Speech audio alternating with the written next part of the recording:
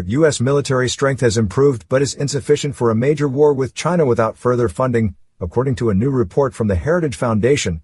The Heritage Foundation published a 2026 index of U.S. military strength assessing the current condition of the U.S. military relative to global threats and America's vital national interests, and held a webinar on Wednesday to discuss the results.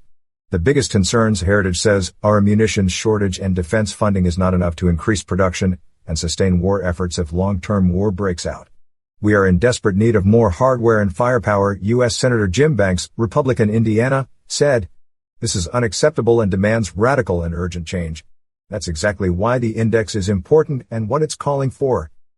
Speakers at the webinar argued that decades of underfunding, prolonged deployments, inconsistent appropriations, or undisciplined program execution from previous Democratic presidential administrations made the U.S. military unable to respond effectively to the range of growing threats. We're paying for 8 years of an Obama administration, Representative August Pfluger, Republican Texas, said. We're paying for 4 years of a Biden administration that was just completely detrimental to our service in all aspects. We've never spent less on our defense as a percentage of our GDP since World War II. Simultaneously, we are $38 trillion in debt. That means we can't do everything. We have to pick and choose, Representative Pat Harrigan, RNC said.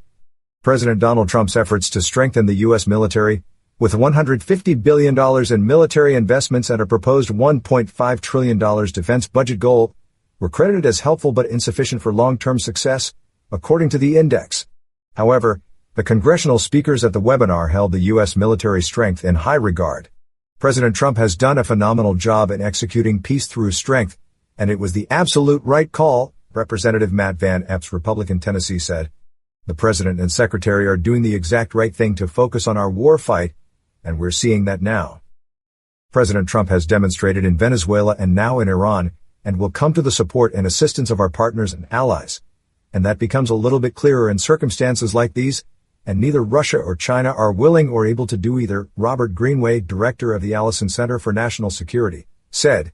The reality is that no one's capable of doing what we're doing right now, and Russia and China, I think, are victims of it, and rightly so. We're now using the military the way that it's actually designed to be used, Harrigan said.